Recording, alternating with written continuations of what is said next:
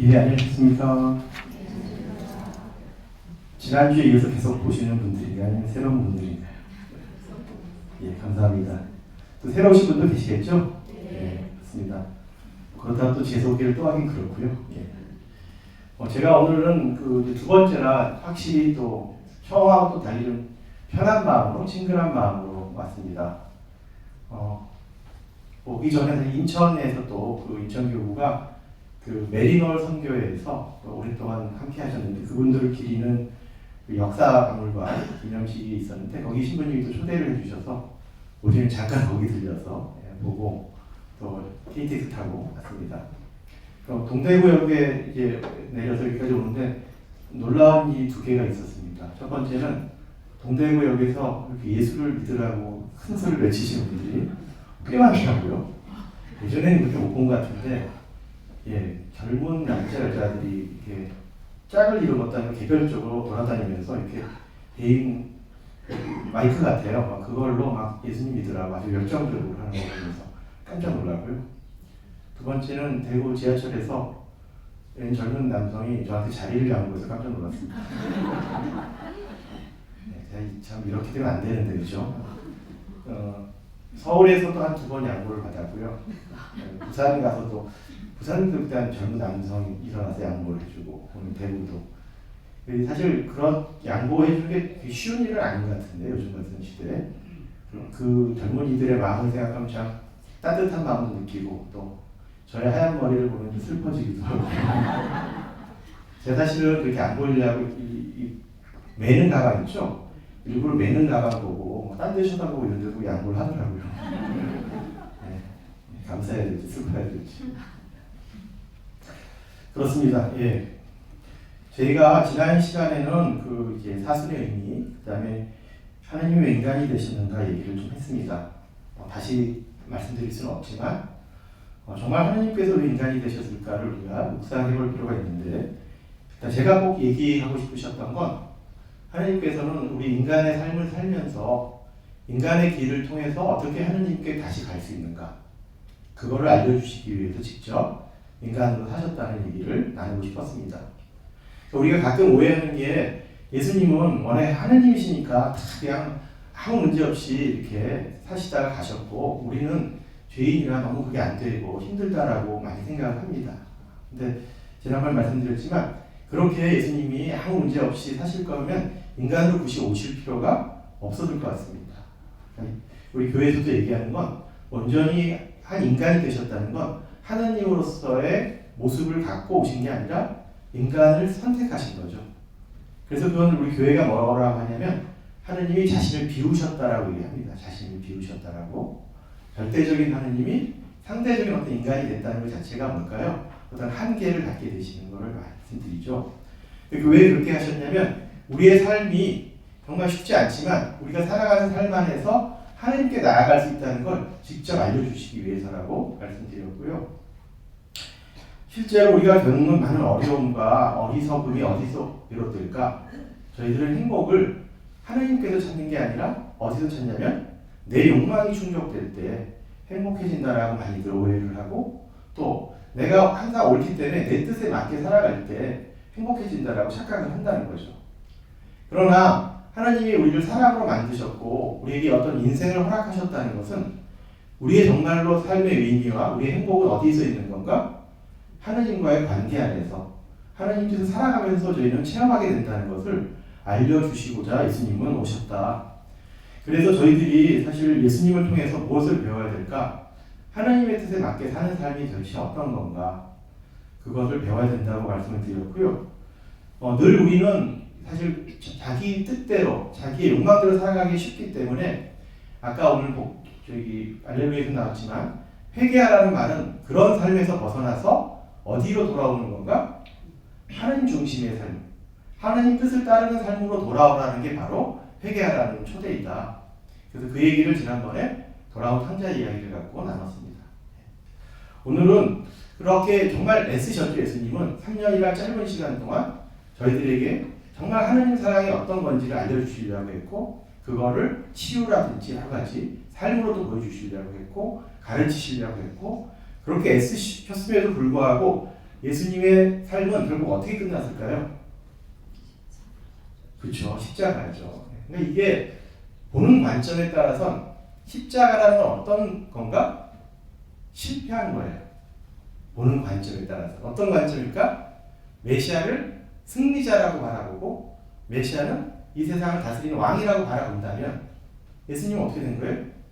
그런 걸 못하신 거죠. 그렇죠? 아주 무기력하게 십자가에 돌아가셨죠. 이것도 우리가 너무 당연하게 예수님이 십자가에 돌아가시는 건 너무 자연스러운 것 같지만 되게 이상하지 않습니까? 어떻게 전지전능하신 하나님이 그런 식으로 돌아가셔야지 세상이 구원되나요? 그렇지 않습니까? 네. 지난번에도 말씀드렸지만 저희들이 신앙을 너무 당연하게 여기면 저희들에게 와닿는 게 없습니다. 뭔가 저희들이 질문을 던질 필요가 있겠죠? 그렇습니다. 그래서 저는 왜 예수님이 십자가에 달리셨는가를 조금 같이 오늘은 나누고 싶습니다. 복음서를 이렇게 묵상하면서 제가 배우게 된 것 중에 하나는 뭐였냐면 제 생각과 달리 복음서에 나오는 많은 사람들이 예수님을 좋아하지만은 않더라고요. 이상하지 않습니까? 하느님이시고 우리들에게 그 좋은 사랑을 얘기하시는데 사람들이 다 좋아하는 게 아니에요. 물론 환호하는 사람들도 있지만 가만히 복음서를 보면 아주 강하게 저항하는 사람들도 있어요. 그렇지 않나요? 여러분들도 그런 걸 느끼셨나요? 제가 이렇게 봤더니 첫 번째로 예수님이 공생활 시작하시면서 생각 밖으로 저항을 맞으신 게 언제냐면 루카복음에 나오면 회당에 들어가서 그렇죠? 예, 말씀을 읽으시고 하나님의 희년을 딱 선포했는데 처음에 사람들이 와 그러다가 뒤돌아서서 어떻게 웅성거리죠? 예, 여기서 여러분들이 이렇게 들으시다가 처음에 와 그래서 나가서 저 사람 저 아무개 아들 아니야? 제 옛날에 내가 좀 아는데 저 집 좀 아는데 좀 그렇지 않아? 이런 얘기들을 할 수 있죠. 우리가 맞습니다. 그게 바로 뭐냐면 첫 번째 저항이에요. 그러니까 우리가 어떨 때 하나님의 뜻을 잘 못 알아듣고 무시할까? 제가 이렇게 묵상해 보니까 나의 편견, 선입견에 사로잡힐 때 하나님 뜻을 못 알아듣더라고요. 근데 그거는 저만 그러는 게 아니라 많은 사람들이 그러는 것 같아요. 아무리 하느님이 뜻이 이렇다고 얘기하더라도 우리가 살면서 어떤 게 생길까요? 우리 안에 어떤 경험이 생겨요. 경험이 생기고 내가 뭔가를 이제 똑똑해져가지고 저건 안 되는 거지. 저건 되는 거지. 저게 맞지. 저건 틀리지. 다 이런 거 있으시죠? 맞아요. 이게 우리한테 삶의 지혜일 수도 있는데 때로는 예수님이나 하나님의 얘기를 무시하게 하는 하나의 유혹일 수도 있는 거죠. 그러니까 복음서를 보면 예수님도 첫 번째로 그런 저항을 맞추게 하시는 거예요. 그러니까 사람들이 하나님의 얘기, 예수님 얘기를 좋아하는 것 같지만 뒤돌아서서는 쟤는 저거는 이런 식의 어떤 자기 안에 갇혀있는 우리들의 경험과 편견, 선입견이 하나님의 얘기조차 어떻게 하게 한다? 거부하게 하는 거죠. 적극적인 거부는 아니에요. 뒤돌아서서 말이 저렇지 뭐 이러면서 그렇습니다. 두 번째로 어떤 사람들이 예수님을 또 곤란하게 했을까? 전 첫 번째하고 좀 다른 건데 이번엔 예수님의 제자들입니다.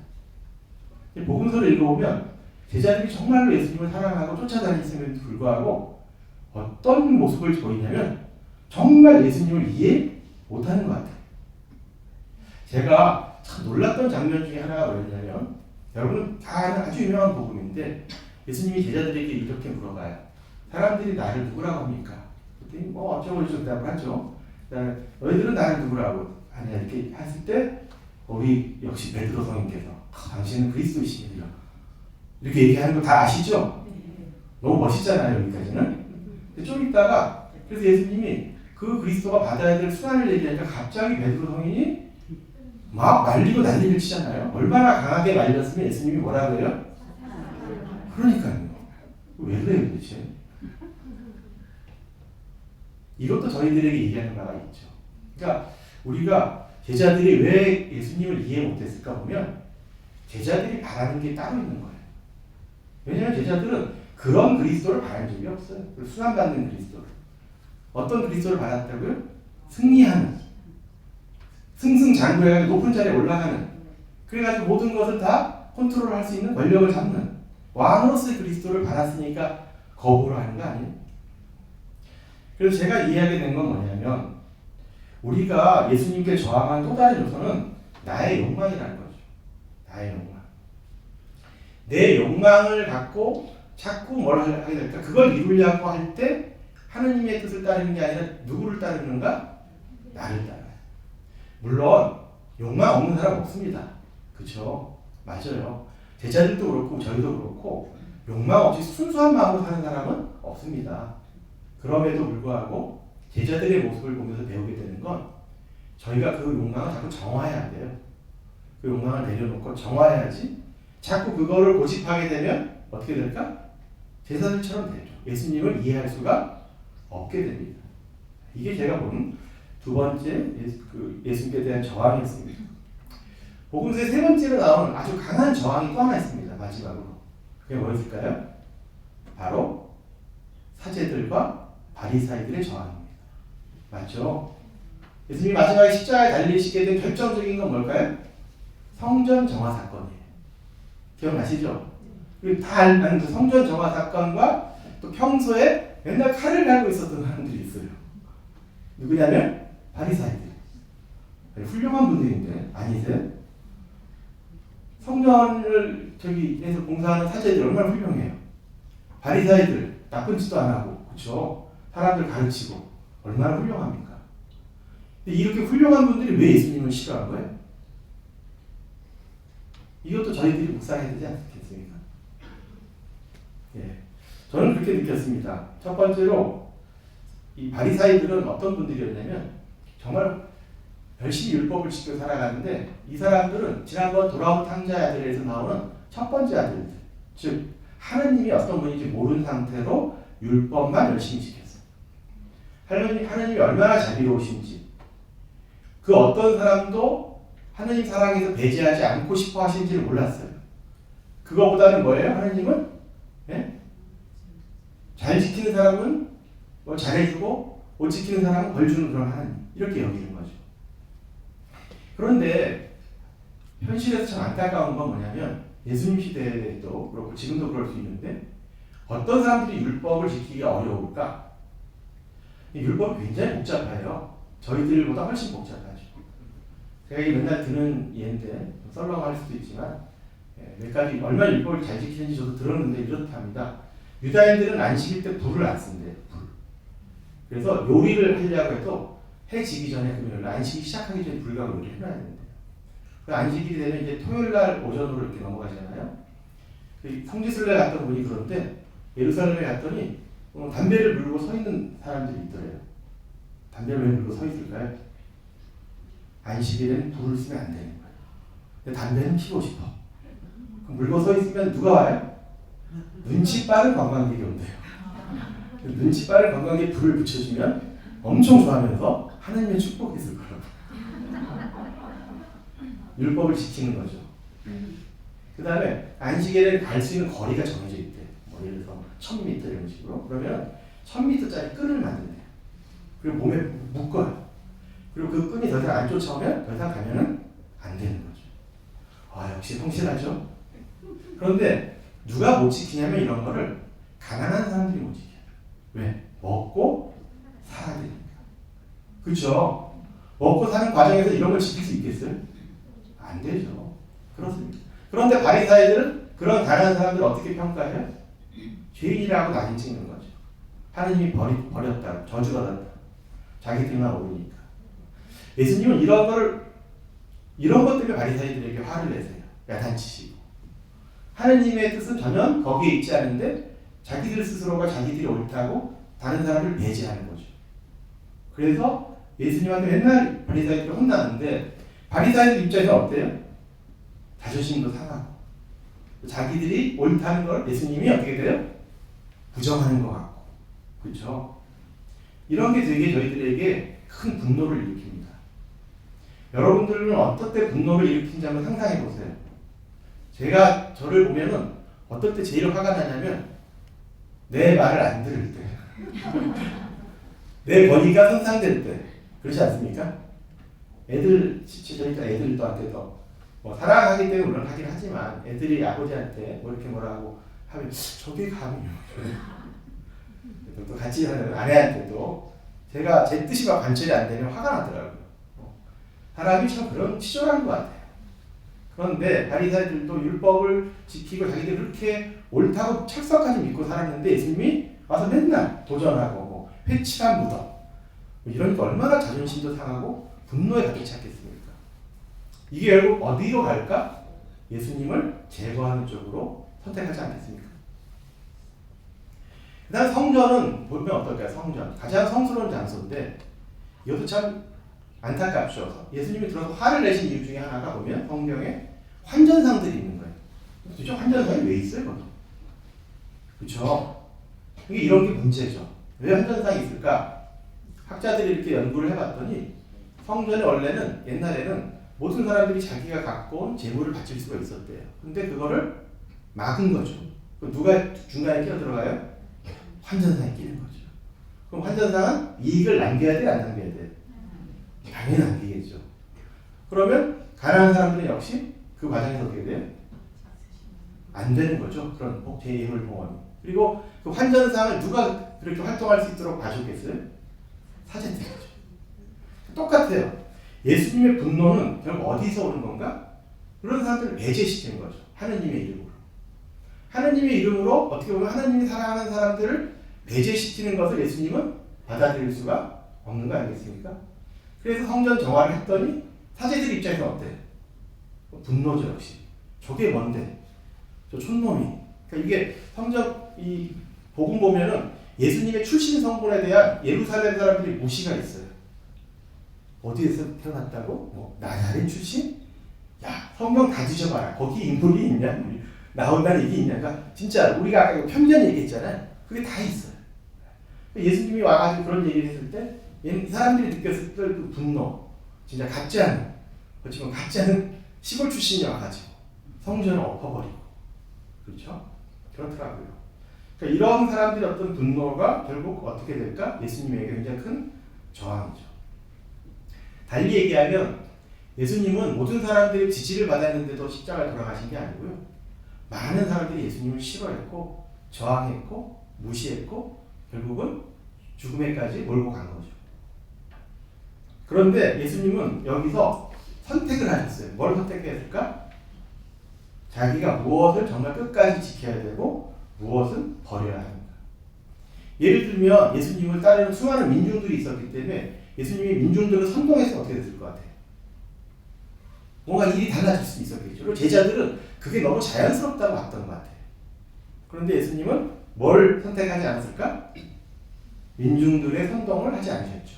이 얘기는 무슨 얘기냐면 예수님이 정말 지키고 싶은 건 하나님의 사랑의 정신인 거지. 그렇죠? 세상 사람들이 말하는 그런 게 아니었어요. 그러니까 예수님이 끝까지 지키려고 했던 건 하나님의 사랑이었던 거고 예수님이 정말 버리려고 하셨던 건 뭘까? 겟세마니 기도를 하시면서 드러나지만 예수님은 그래도 되게 애쓰고 버리려고 하셨던 나의 뜻, 내 판단. 그래서 겟세마니에서도 아버지 이 자를 거두어 주십시오라고 하면 누구 생각이에요? 내 뜻, 내 판단이죠. 제가 봐도 그 누구도 그런 식으로 죽음 맞이하는 걸 원하는 사람은 없었을 것 같아요. 아니 얼마나 열심히 살았는데, 그렇죠? 최선을 다했는데 결과가 뭐예요 이게? 말도 안 되잖아요. 이런 식으로 끝내는 법이 어디 있어요? 그걸 받아들일 수 있겠어요? 그럼에도 불구하고 예수님은 그런 나의 판단과 뜻을 버리셨죠. 그리고 뭘 선택하신 거예요? 하나님의 뜻을 선택하신 거죠.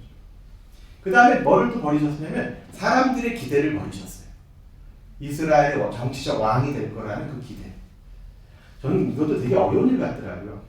상상을 해봅시다. 저는 별로 그런 기대를, 큰 기대를 우리 부모한테 말고 받아본 적은 없지만 정말 많은 사람들이 여러분한테 큰 기대를 갖고 있어요. 저 사람 꼭 저걸 할 거야. 저게 될 거야 했는데 그 기대를 뿌리치기가 쉬울까요?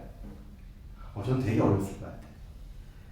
예루살렘에 들어갈 때 그 많은 사람들이 호산나하고 환호하면서 예수님을 왕으로 모시려고 그렇게까지 좋아하고 환호했는데 그 기대를 내려버리시는 거죠.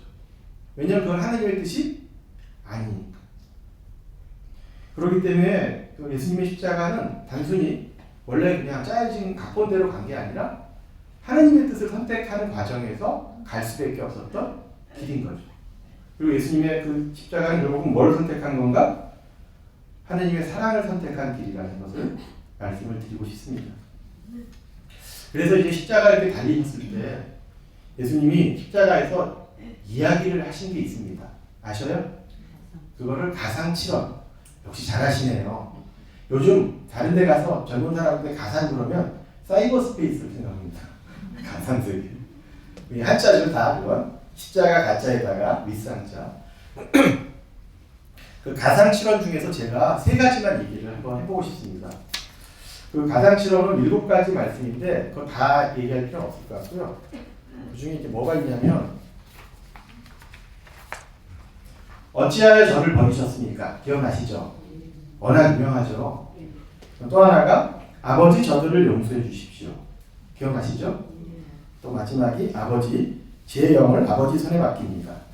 세 가지를 갖고 예수님의 마지막을 얘기하고 싶습니다. 그러니까 그런 상황에 매달리셨음에도 불구하고 예수님은 어떤 기도를 하셨는가? 저는 이 세 가지가 다 기도였다고 생각되거든요. 예수님의 기도. 첫 번째, 그 가장 유명한 어찌하여 저를 버리셨습니까? 어떤 사람들이 그런 얘기를 하더라고요. 옛날에 봐라, 예수도 결국은 막판에 하느님을 원망한다. 그렇죠? 네, 그렇게 보이기도 하죠. 근데 이게 사실은 시편 22장이에요. 그래서 시편 22장을 기도하신 것 같아요. 십자가 위에서. 여러분들 시편 다 보셨죠? 다는 안 보신 것 같죠? 저도 다는 기억이 안 납니다. 제일 유명한 시편은 저거예요. 23장. 그 유명한 야훼는 나의 목자. 역시 저도 그건 제일. 그런데 앞에 22장은 그걸 보신 적 없죠?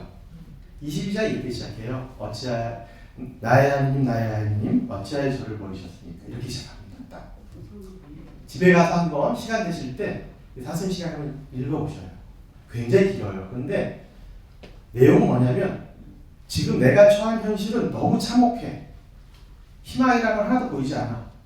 정말 딱 십자가 위에 그 어떤 어려움입니다. 그럼에도 불구하고 이 시편 기도는 한탄이 아니라 그런데 이런 나를 하느님이 구원하실 거란 신뢰가 있어요. 신뢰.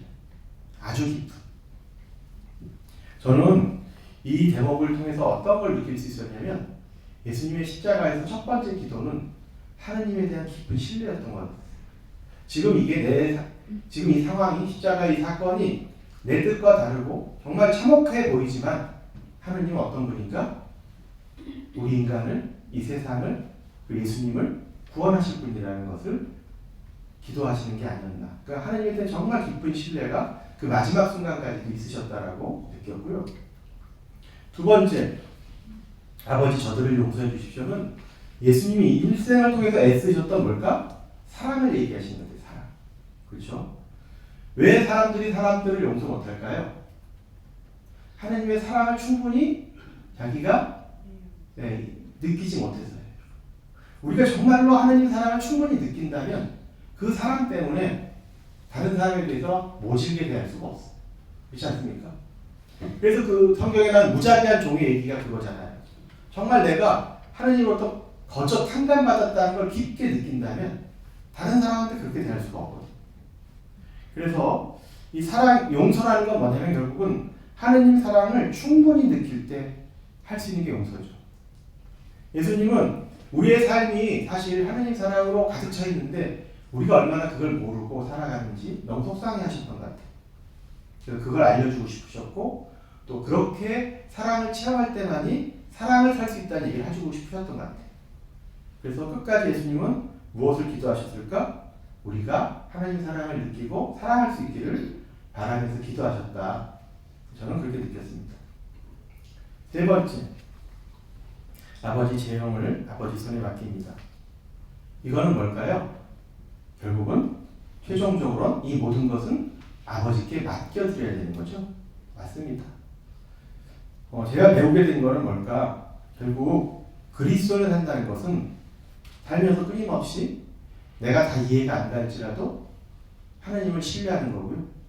하나님이 우리를 구원하시고 이끄실 거라는 걸 신뢰하는 거고 그 신뢰 때문에 정말 나는 최선을 다해서 사랑을 살아가는 거고요. 그렇지만 그 결과는 누구에게 맡기는 건가? 하느님께 맡기는 거죠. 최종적으로 저희들이 해야 되는 건 그 결과에 연연하고 그걸 게 아니라 결국 끝에 가서 누구에게 맡겨야 되는 건가?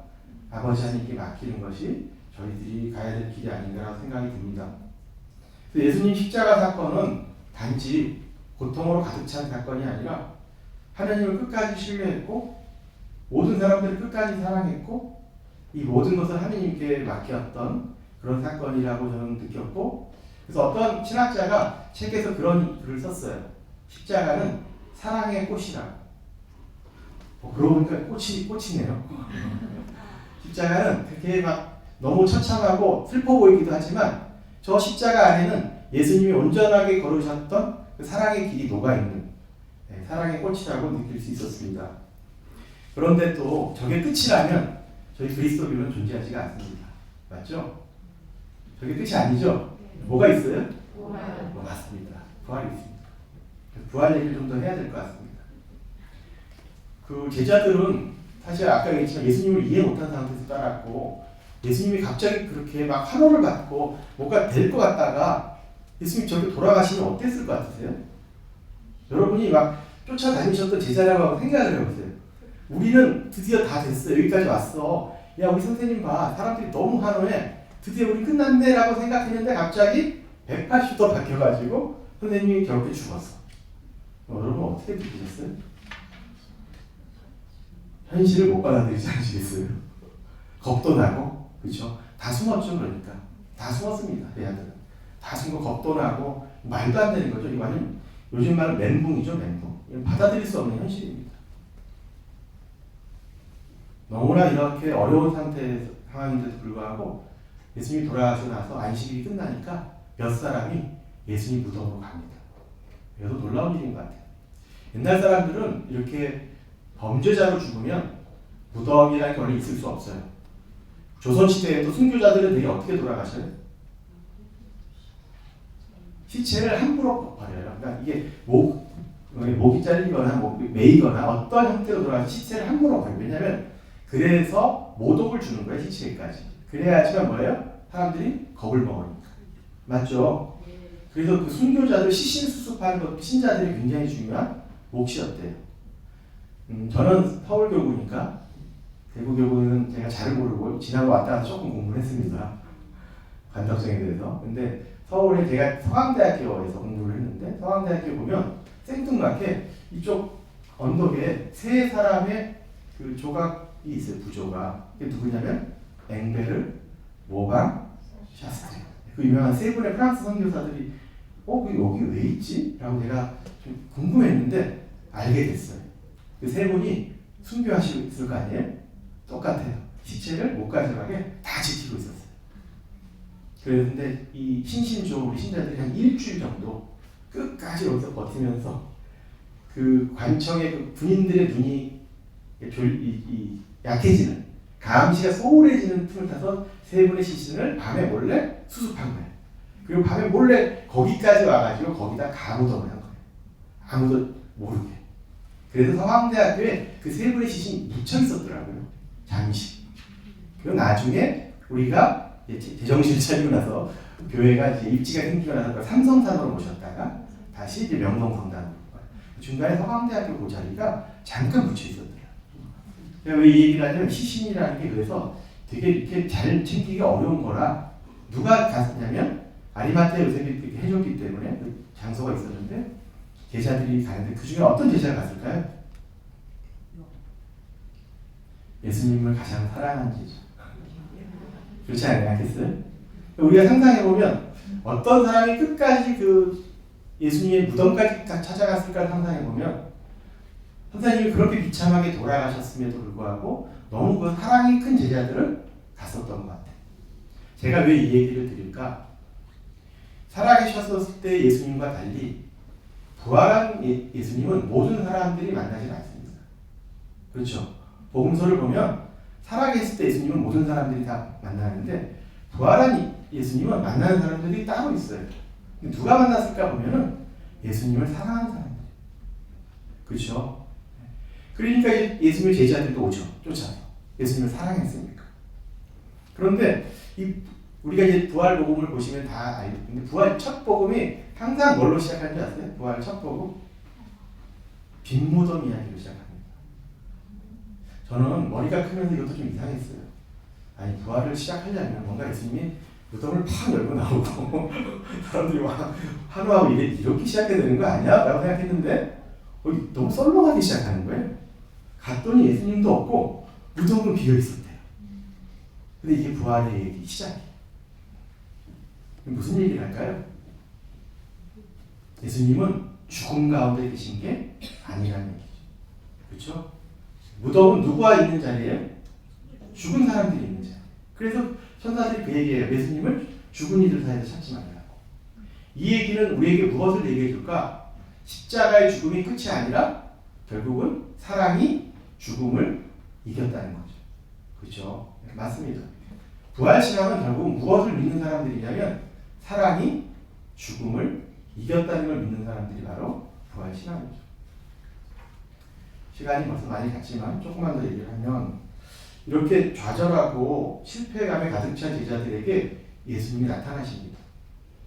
그 중에 가장 대표적인 것 중에 하나가 뭐냐면 엠마오로 가는 제자들 이야기입니다. 다 알고 계시죠?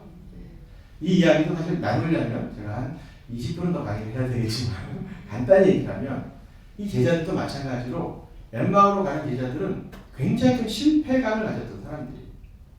선생님이 그렇게 허무하게 돌아가신 걸 받아들일 수 없었던 그래서 돌아가기 때문에 이 사람들은 너무너무 힘들었을 거예요. 여러 가지. 좌절, 실패, 두려움. 거기다가 이렇게 잘 나가다가 판이 깨지면 어떤 일이 생기는 줄 아세요? 내부적으로도 서로 신뢰가 깨져요. 왜 우리가 실패했는지 살피다가 동료들에 대해서도 뭐예요? 의심도 생기고 마음도 안, 그렇죠? 마음에도 안 들고 그러니까 아마 엉망이었을 것 같아요. 아직. 그런 길을 걷는 이 두 사람에게 굉장히 낯설기가 찾아옵니다. 중요하죠. 이것도 부활하신 예수님은 살아계신 모습 그대로가 아니었던 것 같아요. 맞나요? 왜? 제자들이 못 알아봐요. 그래서 부활하신 예수님은 변모하신 거죠. 그거를 이제 우리 복음에서는 예수님의 거룩과 변모를 미리 보여주고 있습니다. 부활하신 예수님은 원래 모습 그대로가 아니라 새로운 모습으로 변모하셨던 것 같아요. 그러니까 제자들이 처음에 못 알아보는 겁니다. 그래서 낯선이가 와서 말을 걸었는데 이것도 되게 신기했어요. 보통 모르는 사람이라서 말 걸면 좋으세요? 싫죠. 네. 또 상태도 안 좋은데 지금 짜증날 것 같아요. 쟤 뭔데요 정말. 근데 제자들이 자기 얘기를 해요. 무슨 얘기냐면 제자들이 뭔가 자기 안에 이게 해소되지 않았던 게 있었던 것 같아요. 그래서 이 사람이 얘기를 하기 시작하죠. 아니 도대체 그 일을 모른다는 거 아닙니까? 막 설명해 주는데 복음서를 이렇게 읽어보면 굉장히 정확히 얘기해요. 무슨 일이 있었는지. 그런데 같이 갔던 그 동행하는 사람이 다시 얘기를 해요. 지금 제자들은 사건을 얘기하는데 동행한 분은 무슨 얘기를 하냐면 그거를 성경을 통해서 그 의미를 다시 보게 해줘요. 이게 되게 중요합니다. 우리는 자꾸 우리가 겪은 일을 어떻게 판단해요? 내 경험과 내 시각으로 판단하죠. 예수님 사건도 제자들은 처음에는 내 시각과 내 경험으로 판단했을 거예요. 그런데 부활하신 예수님이 어떻게 될까? 그거를 하나님의 시각으로 보게끔 초대하는 겁니다.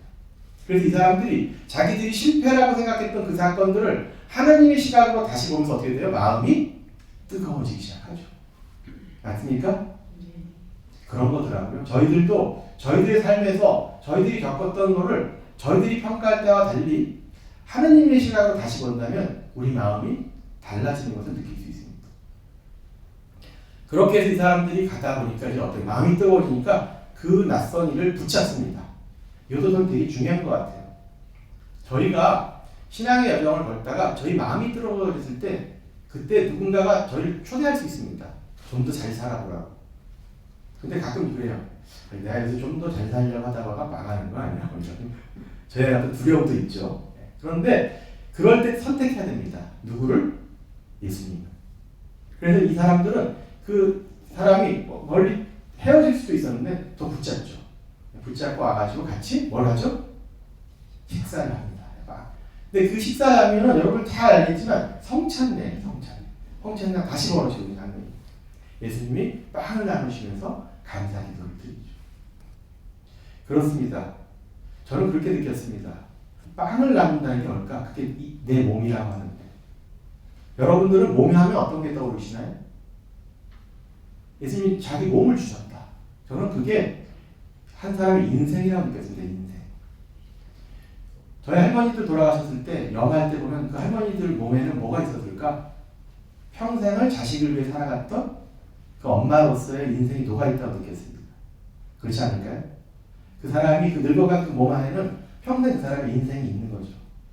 예수님이 내 몸을 나눈다고 했을 때는 제자들에게 예수님의 인생에 함께하기를 초대하셨다고 느꼈습니다.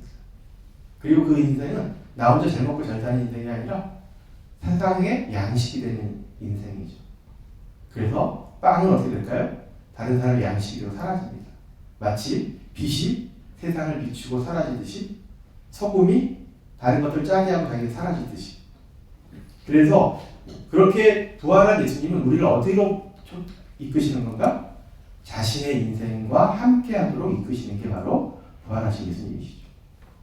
그래서 예수님 혼자만 부활하신 게 아니라 우리들을 초대하십니다.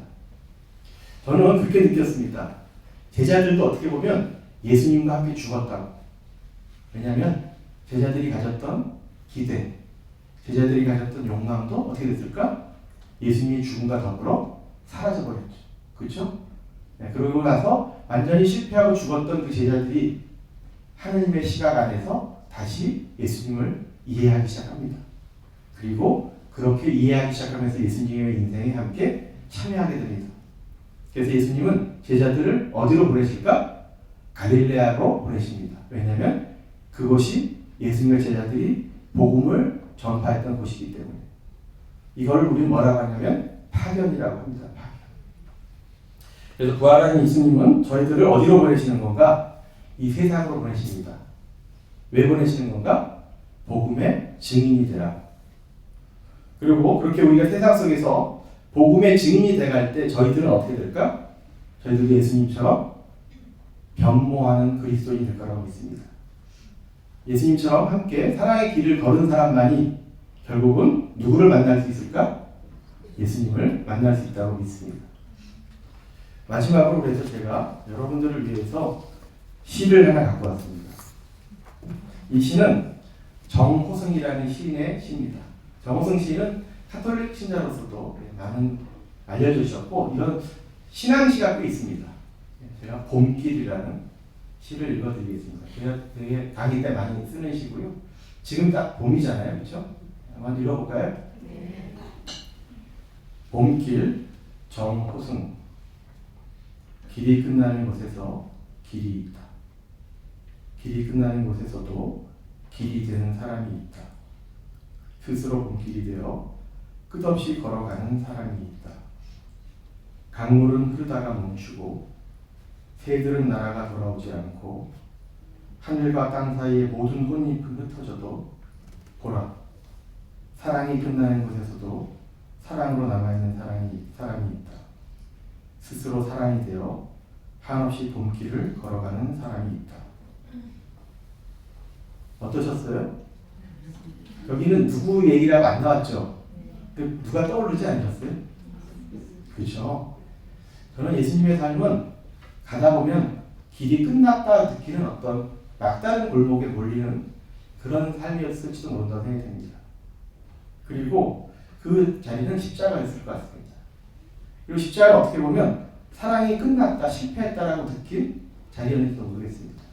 그렇지만 시인이 얘기하듯이 예수님은 길이 끝나는 곳에서 하느님께 가는 길이 되신 분이고 사랑이 끝나는 곳에서 결국 사랑으로 남아 계신 그런 분이시라고 저는 믿습니다. 그래서 이 예수님이 우리를 어디로 초대하는가? 이렇게 따뜻한 봄길을 함께 걸어가자라고 초대하시는 것 같습니다. 저희 그리스도인들은 나를 중심으로 살아가는 게 아니라 예수님을 묵상하고 예수님을 만나고 예수님의 삶에 맞춰서 인생을 살아갈 때 이 길 끝에서 누구를 만나는 건가? 예수님을 만나게 되는 사람이라고 저는 믿습니다. 이번 사순의 여정이 여러분들과 제가 그런 길을 걸어가는 하나의 또 이정표가 되기를 청하면서 제 나눔을 마치도록 하겠습니다. 감사합니다.